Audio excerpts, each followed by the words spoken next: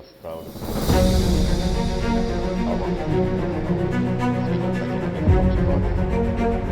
මාගේ උතුරම සත්‍ය ප්‍රමාණයෙන් ශ්‍රී ලංකාවේ සමාජවාදී ශ්‍රී ලංකාවේ දේශීය තුලම රජයක් පිටවීමට. Nearly 2 years after getting precariously close to an economic collapse, Sri Lanka has seen dread, with the rise of a Marxist leader, Anura Kumara Dissanayake, who has now been chosen as the head of the island nation. Left-leaning Dissanayake of People's Liberation Front took oath as Sri Lanka's 10th president in Colombo amidst roaring support. The 55-year-old, popularly known by his initials AKD, beat his rival and opposition leader Sajith Premadasa to emerge as the monumental winner with 42.31% of the total votes after Lanka's historic second round of voting. While electing Dissanayake, Sri Lankans have now bid farewell to outgoing President Ranil Wickremesinghe. About 76% of Sri Lanka's 17.1 million electorate turned out to vote in the presidential polls. The elections were crucial for many reasons, but especially because it is the first since 2022 where discontent over economy fueled mass protests and eventually chased former President Gotabaya Rajapaksa out of office. Corruption, dependence on debt finance, and explosive borrowing from China combined together to push Sri Lanka into economic collapse back then, followed by a political crisis. Dissanayake, throughout his political campaign, promised voters good governance, tough anti-corruption measures, and a desperate need for political calm.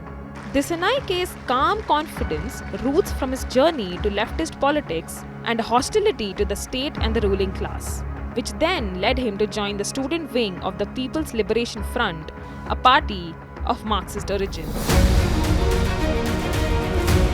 Anura Kumara Dissanayake comes with a son of the soil image, and Lankans choosing to go with someone like him was a long time coming.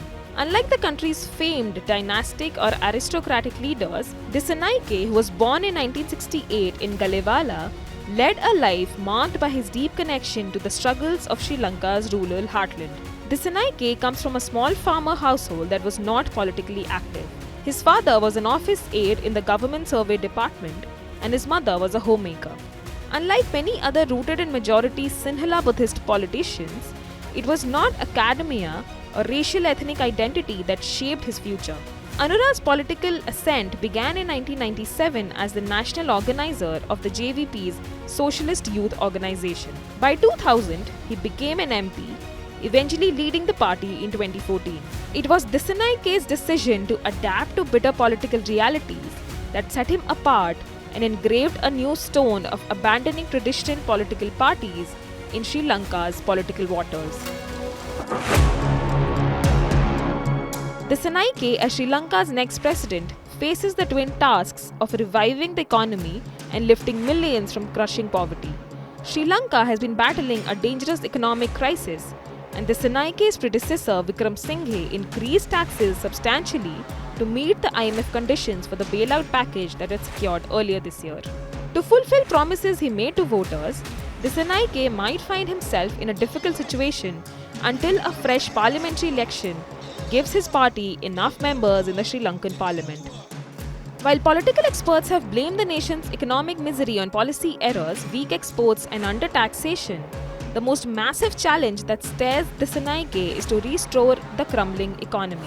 Dissanayake would have to crack open crucial ways to pay back the country's $36 billion worth of foreign debt, of which $7 billion is owed to China.